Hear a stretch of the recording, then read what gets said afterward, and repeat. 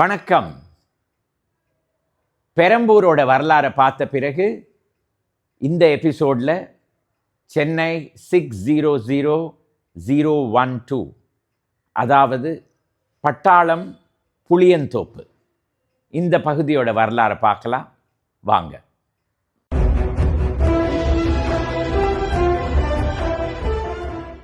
பேர்லேருந்தே பட்டாளம், அதுலேருந்தே இது என்ன வரலாறு அப்படின்னு உங்கள் எல்லாருக்கும் தெரிந்திருக்கணும்.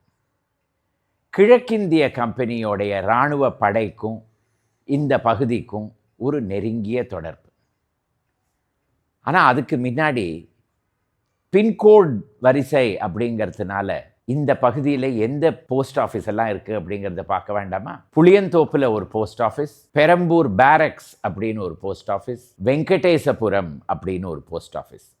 ஆக இந்த பகுதியில் மொத்தம் 3 தபால் அலுவலகங்கள். முதல்ல பட்டாளம், அதாவது பெரம்பூர் பேரக்ஸ். இதற்கு எப்படி இந்த மாதிரி ஒரு பெயர் வந்தது? 1800ஆவது ஆண்டிலிருந்து 1875ஆவது ஆண்டு வரையில் இந்த இடத்துல ஒரு இராணுவ பிரிவு இருந்தது, ஒரு முகாம் இருந்ததுனாலவே இந்த இடத்துக்கு பெரம்பூர் பேரக்ஸ் அப்படின்னு பெயர் வந்தது. பேரக் அப்படிங்கிறதே பல்டன், பிளாட்டூன், பட்டாளம் இதெல்லாம் அதிலிருந்து வந்த வார்த்தைகள் தான். அதனால இந்த இடத்துக்கே பட்டாளம் அப்படின்னு பெயர் வந்துவிட்டது. இந்த பகுதியில் ஒரு பெரிய பாதை பெரம்பூர் பேரக்ஸ் ரோடு, பிபி ரோடு அப்படின்னு பார்க்கலாம். இந்த பெரம்பூர் பேரக்ஸ் ரோடு இருந்தாலும் இந்த பகுதி அதோட பெரிய இடமாக இருந்தது அப்படிங்கிறது எடுத்துக்காட்டுற மாதிரி வெப்பேரியில் பேரக்ஸ் கேட் ரோடுன்னு ஒரு இடம் இருக்குது. அதுக்கும் இந்த பெரம்பூர் பேரக்ஸ் ரோடுக்கும் வெகு தூரம். ஆனால் அந்த இடத்துலேருந்து இந்த பட்டாளத்துக்கு ஒரு பெரிய இடம் கொடுக்கப்பட்டிருந்தது அப்படின்னு நமக்கு தெரிய வருது. பெரம்பூர் பேரக்ஸ் ரோடு இந்த இடத்துல தான் ஒரு காலத்தில் பேரக்கோ பட்டாளமோ இருந்தது. 1875ஆவது ஆண்டுக்கு பிறகு அது இந்த இடத்துலேருந்து கலைக்கப்பட்டு வேறு காம்டி அப்படின்னு நாக்பூர் அப்படிங்கிற இடத்துக்கு எடுத்து செல்லப்பட்டது. இந்த இடத்துல முகாம் இருந்த பொழுது இதே இடத்துல வெடிமருந்து செய்வதற்காக ஒரு தொழிற்சாலை இருந்தது. அது இருந்த இடத்துல தான் இப்போ பவுடர் மில்ஸ் ரோடு அப்படின்னு ஒரு இடம் இருக்குது. கன் பவுடர் செய்கிற இடத்துக்கு செல்கிற பாதை. அதற்கு அருகேயே இருந்தது ஒரு காலத்தில், இப்போ அடியோடு இல்லாமல் போன ஒரு பாதை, harness and saddle factory road. அதாவது குதிரைக்கு சேணம் இதெல்லாம் செய்கிற இடம். அதுக்கும் ஒரு தனி தொழிற்சாலை இராணுவத்துக்கு இந்த இடத்துல இருந்திருக்கிறது. இதெல்லாம் 1875ஆவது ஆண்டு மூடப்பட்ட பிறகு அந்த இடம் மெட்ராஸ் ஃபிஷரிஸ் டிபார்ட்மெண்ட், அதாவது இப்போ தமிழ்நாடு ஃபிஷரிஸ் டிபார்ட்மெண்ட் அப்படின்னு சொல்லுறோம், அந்த அரசு டிபார்ட்மெண்ட்டுக்கு கொடுக்கப்பட்டது. அதற்கு பிறகு 1940களில் மெட்ராஸ் கவர்மெண்ட், அப்போது ஜேபிஎல் ஷெனாய்னு ஐசிஎஸ் ஆஃபீஸர், அவர் கார்ப்பரேஷனுக்கு கமிஷனராக இருந்தார். அவர் ஷெனாய் நகர் அப்படிங்கிற ஒரு பகுதியை டெவலப் செய்யணும் அப்படிங்கிற முடிவுக்கு வந்தார். அப்போது அதுக்கு ஷெனாய் நகர்னு பெயர் கிடையாது. அதற்கு பிறகு தான் அவருடைய பெயரில் அந்த இடத்துக்கு பெயர் கொடுக்கப்பட்டது. அந்த நிலம் சாலிசியன் பிரதர்ஸ், அதாவது கிறிஸ்துவ பாதிரிமார் அவர்களுக்கு சொந்தமாக இருந்தது. அந்த இடத்தை அவர்களிடமிருந்து எடுத்துக்கொண்டு அதற்கு பதிலாக இந்த பவுடர் மில் ஃபேக்ட்ரியும் இந்த சாடில் அண்ட் ஹார்னஸ் ஃபேக்ட்ரி இருந்த நிலமும் அவங்களுக்கு கொடுக்கப்பட்டது. அந்த இடத்துல அவங்க Saint Joseph's technical training institute அப்படிங்கிறத தொடக்கி அதற்கு பிறகு அதற்கு அருகேயே டான் பாஸ்கோ பள்ளிக்கூடத்தையும் திறந்து வைத்தார்கள். அதனால தான் இப்போது Saint Joseph's technical training institute இருந்த இடத்துல தான் ஒரு காலத்தில் பவுடர் மில்லும் ஹார்னஸ் அண்ட் சாடில் ஃபேக்டரியும் இருந்தது. இந்த கிழக்கிந்திய கம்பெனி இராணுவ வரலாறை ஒட்டி இந்த இடத்துல பல பாதைகளுக்கு அப்போ கிழக்கிந்திய கம்பெனி இராணுவத்தில் அதிகாரிகளாக இருந்தவங்களுடைய பெயரெல்லாம் இப்போவும் பார்க்கலாம். உதாரணத்துக்கு நியூ ஃபேரன்ஸ் ரோடு. நியூ அப்படின்னாலே புதுசு தானே, அப்போ ஒரு ஓல்டு ஃபேரன்ஸ் ரோடு இருந்திருக்கணுமே. முதல்ல யார் ஃபேரன்? ஜென்ரல் ஃபேரன். இவர் கிழக்கிந்திய கம்பெனியோடைய படையில் ஜென்ரலாக இருந்திருக்கிறார். ஓல்டு ஃபேரன்ஸ் ரோடு அப்படிங்கிறது ஒரு காலத்தில் இந்த இடத்துல இருந்தது. 1860களுக்கு பிறகு பின்னி மில்ஸ் இந்த பகுதியில் வந்த உடனே அந்த ரோட் பின்னி மில்ஸ் காம்பவுண்டுக்கு உள்ளே சென்று விட்டது. அதற்கு பதிலாக நியூ ஃபேரன்ஸ் ரோட் பின்னி மில்ஸுக்கு வெளியே டெவலப் செய்யப்பட்டது அதே பேரில். அதே போல் ஸ்ட்ராஹன்ஸ் ரோடு, அதோடைய பழைய பெயர் ஸ்ட்ராக்ஹான்ஸ் ரோட், STRACHANS. அது இப்போ அந்த சி காணாமல் போய்விட்டது, ஸ்ட்ராஹன்ஸ் அப்படின்னு பெயர் மாறிவிட்டது. மேஜர் டபிள்யூ ஸ்ட்ராஹன், அவருடைய மகன் JMD ஸ்ட்ராஹன், இவங்களுடைய பெயரில் அந்த பகுதி வந்தது. அதே போல் இந்த இடத்துல டிமெல்லோஸ் road, DeCastros road, cooks road, இந்த மாதிரியெல்லாம் பழைய பல பெயர்கள் இப்பொழுதும் அப்படியே இருக்கின்றன. எப்போ தமிழக அரசு இந்த இடத்துக்கெல்லாம் பெயர் மாற்றம் செய்யும் அப்படிங்கிறத பற்றி நமக்கு ஒன்றுமே தெரியாது. அதற்கு முன்னாடி அந்த இடத்துல இருக்கிற பழைய பெயரெல்லாம் ஒரு தடவை லிஸ்ட் பண்ணி பார்த்துடுவோம் வாங்க. இந்த பகுதியில் இருக்கிற பழைய பெயர்களெல்லாம் Cooks road, DeCastros road, DeMellos road, Farrens road, Strahans road, Stephensons road, இந்த மாதிரியெல்லாம் பெயர் பார்க்கலாம். இந்த இடத்துடைய வரலாறை எடுத்து காட்டுற மாதிரி இருக்கிற பெயர்கள் இதெல்லாம். இந்த பகுதியில் மற்றொரு பெரிய சாலை ஆங்கில பெயரோட பிரிக் கில்ன் ரோடு. ஆக்சுவலி பார்க்க போனால் அது சூளையோடைய ஒரு பகுதி, ஆனால் அந்த பாதை இதில் வருது, அதனால் அதை பற்றி சொல்லணும். முக்காவாசி சைன்போர்ட்லேயும் பிரிக்லின் ரோடு அப்படின்னு போட்டிருப்பான், ஆனால் அதுக்கு கரெக்டாக சொல்லுவது பிரிக் கில்ன் ரோடு, அதாவது செங்கற்சூளையெல்லாம் இருக்கிற பகுதிக்கு செல்கிற வழி. சூளை அப்படிங்கிற இடத்துல செங்கற்சூளையெல்லாம் இருந்தது. அங்கேருந்து செங்கல் எடுத்துக்கொண்டு தான் பழைய சென்னையுடைய பெரும்பாலும் பெரிய பெரிய கட்டடங்களும் இல்லங்களும் கட்டப்பட்டன. அதனால் அந்த வழிக்கு பிரிக் கில்ன் ரோடு அப்படின்னு பெயர். பின்னி மில்ஸ்னால நியூ ஃபேரன்ஸ் ரோடு வந்தது அப்படின்னு சொன்னேன். அடுத்தது இந்த பகுதியோட பின்னி மில்ஸ் வரலாறை பார்க்க வேண்டாமா? புளியந்தோப்பு அப்படிங்கிற பகுதியில் பெரும்பாலும் வரலாறே பின்னி மில்ஸோட வரலாறு தான். 1860களில் சென்னை மாகாணத்துக்கு நேப்பியர் பிரபுன்னு ஒரு கவர்னர் இருந்தார். அவர் தான் முதல் முறையாக ஏன் சென்னையிலேயே தொழிற்சாலைகள் தொழிற்பேட்டைகள் எல்லாம் தொடக்கி வைக்கக்கூடாது அப்படிங்கிற கேள்வியை எழுப்பியவர்.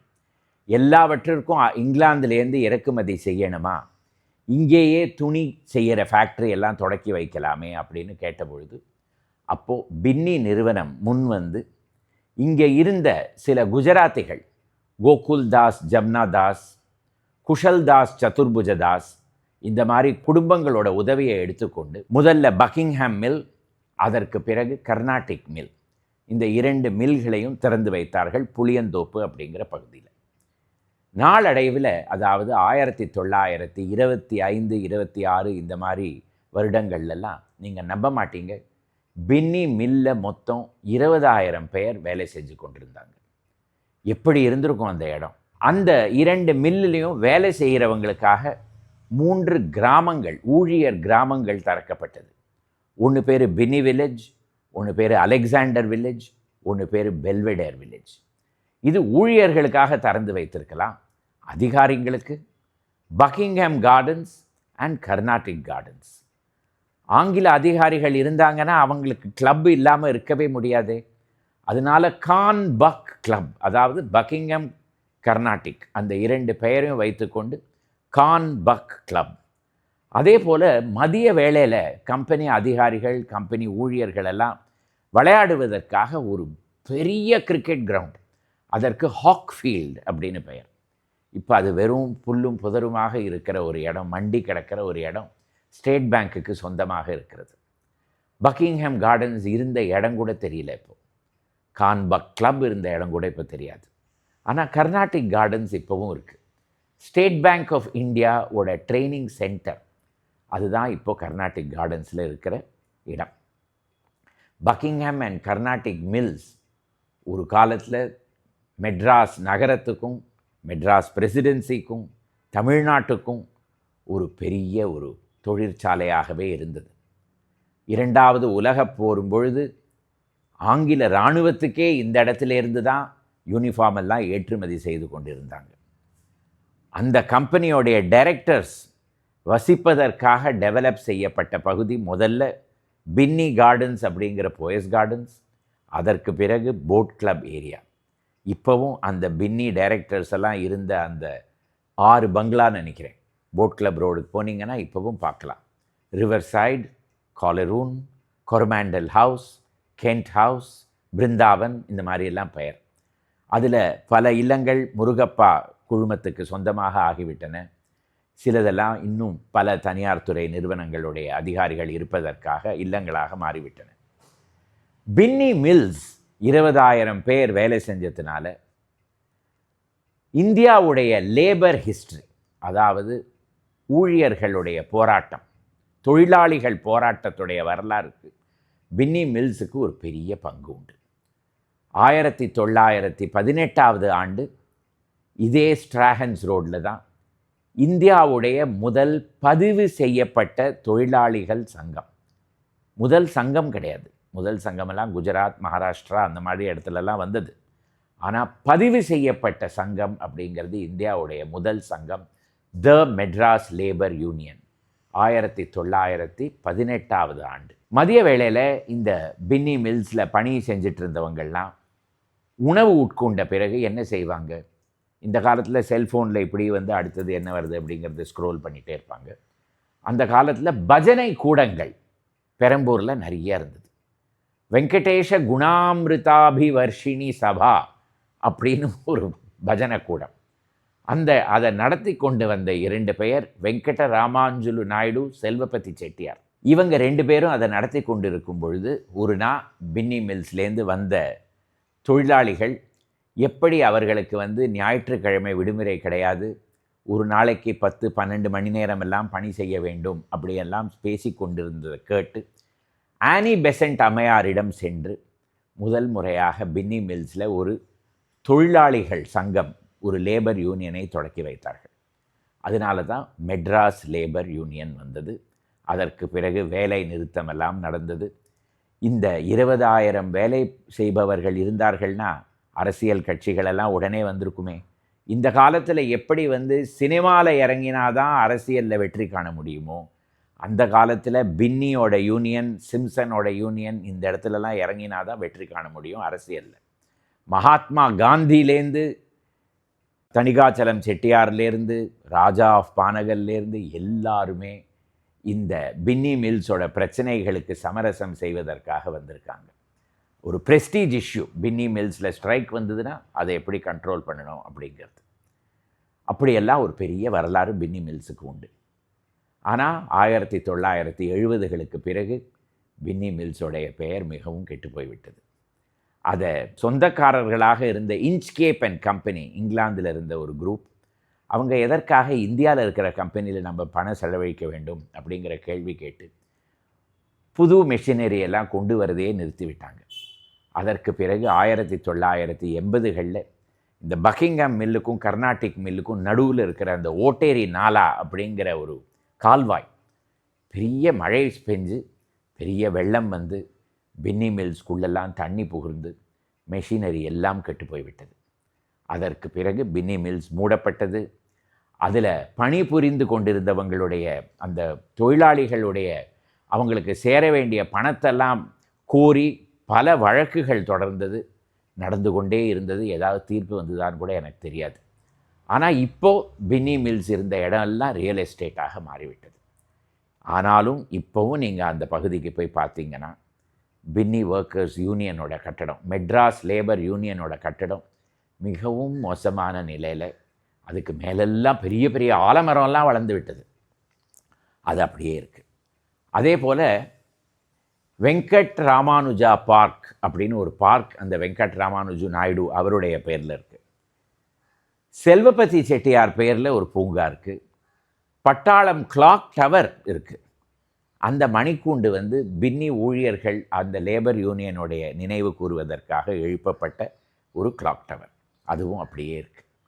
அலெக்சாண்டர் வில்லேஜ் அப்படியே இருக்குது, பெல்விடேர் வில்லேஜ் அப்படியே இருக்குது. உள்ளே போய் பார்த்தீங்கன்னா அந்த காலத்தில் தொழிலாளிகள்லாம் இருந்த இல்லங்கள்லாம் கூட இருக்கலாம். ஏராளமாக மரங்கள் எல்லாமும் இருக்குது.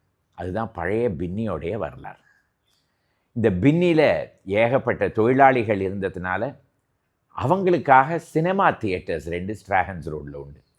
எழுத்தப்புறத்தில் இருக்கிற 2 theatre, Lakshmi theatre, Saraswati theatre.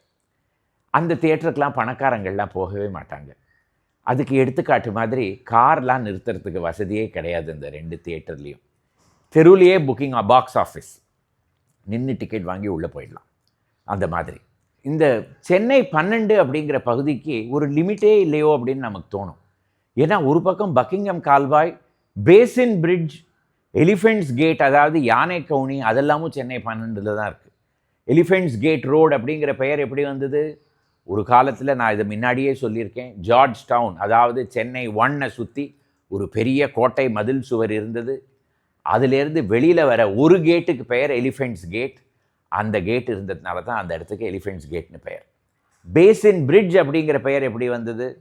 1859 ஆண்டு சென்னை மாகாணத்துக்கு கவர்னராக இருந்த சர் சார்ல்ஸ் ட்ரெவெல்யன் மழை நீர் சேமிப்பதற்காக சென்னையில் ஒரு பெரிய குளம் வெட்ட வேண்டும் அப்படிங்கிற முடிவுக்கு வந்து இந்த பகுதியில் ட்ரெவெல்யன்ஸ் பேசின் அப்படின்னு ஒரு குளம் வெட்டப்பட்டது.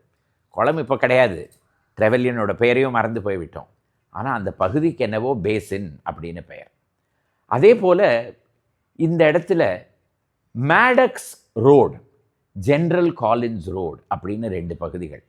பார்க்க போனால் இது 2 வெப்பேரியில் இருக்கணும். ஆனால் அந்த பகுதியில் இருக்கிற அந்த போர்ஷனுக்கும் சென்னை 12 பின்கோடு இருக்கிறதுனால அதையும் நான் இங்கேயே கொண்டு வரேன். இராணுவ படை வீரர்கள் இருந்ததுனால இந்த ஜென்ரல் காலின் அப்படிங்கிறவருடைய இல்லமும் அந்த இடத்துல தான் இருந்தது, இப்போவும் இருக்குது. 200 வருட பழைய கட்டடம், காட் கிரேவ் ஹவுஸ் அப்படின்னு பெயர். அதுக்கு உள்ளே இருக்கிறது தான் செயின்ட் அலோஷியஸஸ் கான்வென்ட். இந்த ஜென்ரல் காலின்ஸ் ரோடில் ஒரு படுகொலையும் நடந்தது. டபுள் பெண்ட் அப்படின்னு பெயர் இந்த ரோடுக்கு. ஒரு எஸ் மாதிரி வளைவாக இருக்கும். அந்த எஸ்ஸுக்கு நடுவில் போய் நின்னீங்கன்னா அந்த பக்கம் என்ன வருது, இந்த பக்கம் என்ன வருதுன்னு ஒன்றுமே தெரியாது. 1943 வருடம் டிசம்பர் மாதம் லக்ஷ்மிகாந்தம் கொலை இந்த இடத்துல தான் நடந்தது. இப்போ கூட அந்த இடத்துல போய் நின்னீங்கன்னா நமக்கு கொஞ்சம் பயமாக தான் இருக்கும், திகிலாக இருக்கும். இந்த சென்னை 12 சில பகுதிகளுக்கெல்லாம் பெயர் எப்படி வந்தது அப்படிங்கிறத கேட்டால் கூட ஒன்றும் பதிலே நமக்கு தெரியாது. CYS ரோடுன்னு ஒன்று இருக்குது. இதுக்கு என்ன பெயர் இருக்கும்? கோல்யார்ட் சைடிங் ரோடா, கேத்தலிக் யூத் சர்வீஸ் ரோடா அப்படின்னு பார்த்தா சந்திர யோகி சமாதி ரோடு.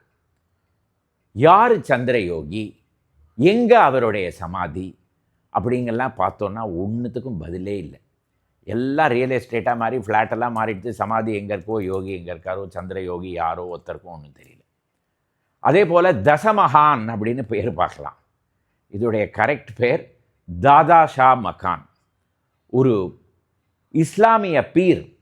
அவர் அடக்கம் செய்யப்பட்ட பகுதி, அதனால தான் தாதா ஷா அவருடைய பெயர். அதனால் அந்த இடத்துக்கு தாதா ஷா மக்கான் அவர் இருந்த இடம். அது இப்போ தசமஹான் அப்படின்னு ஆயிடுச்சு. தாசமஹான் அப்படின்லாமும் சொல்கிறாங்க அந்த இடத்துக்கு. தாத் பீர் தர்காஹ்னு ஒன்று உண்டு பின்னி மில்ஸ் பக்கத்தில். அதுவும் ஒரு இஸ்லாமிய புனிதமான ஒரு செயின்ட்டோடைய பெயரில் தான் இருக்குது. அதே போல் குட் பேட் பள்ளம். இது என்னது குட், என்ன பேட், என்ன பள்ளம், இதுக்கு என்ன அர்த்தம் அப்படிங்கிறத நான் இது வரைக்கும் என்னால் கண்டுபிடிக்க முடியல. ஒரு காலத்தில் இந்த இடத்துல பட்டாளத்துக்கு ஒரு பெரிய மைதானம் இருந்ததாக நமக்கு தெரிய வருது. பட்டாளம் மைதான் அப்படின்னு அதுக்கு பெயர் இருந்ததாகவும் நமக்கு தெரிய வருது. அதற்கு பிறகு சென்ட்ரல் ஸ்டேஷனுக்கு போகிற ரயில்வே லைன் அந்த இடத்துல வந்ததுனால குட்ஸ் ட்ரெயின் எல்லாம் நிறுத்துகிற இடமா இருந்ததுனால குட்ஸ்பெட் மைதான் அப்படின்னு அதுக்கு பெயர் வந்து அது குட்ஸ்பெட் பாளையம்னு மாறி கடைசியில் குட்பேட் பள்ளம் அப்படின்னு அதுக்கு இப்போ பெயர். ஒரு நல்ல பேட் இருந்த பள்ளம், குட் பேட் பள்ளம். இந்த மாதிரி பல பெக்யூலியர் அண்ட் ஃபன்னி நேம்ஸ் இருக்கிற இடம் இந்த சென்னை 12. இதோடைய வரலாறே அலாதி. இந்த இடத்துல போய் நம்ம வரலாறு தேடினோன்னா பெரிய அரசர்கள், திவான் பகதூர், நைட்டு, சினிமா ஸ்டார் இவர்கள் கதையெல்லாம் வரவே வராது. ஆனால் அன்றாட வாழ்க்கையை லீட் பண்ணின மக்களுடைய வரலாறு இந்த இடத்துல பார்க்கலாம். தொழிற்சாலைகளில் வேலை செய்த தொழிலாளிகளுடைய வரலாறை பார்க்கலாம். ஒரு அண்டர் பிளேட், சப்ரெஸ்ட் ஹிஸ்டரி இந்த பகுதி. இந்த எபிசோடு உங்களுக்கு பிடித்திருந்ததுன்னா இதை லைக் செய்யவும், இதை ஷேர் செய்யவும், இந்த சேனலுக்கு சப்ஸ்கிரைப் செய்யவும். மறுபடியும் அடுத்த வாரம் சென்னையுடைய வரலாறிலிருந்து ஒரு புது எபிசோடுடன் வருகிறேன். வணக்கம்.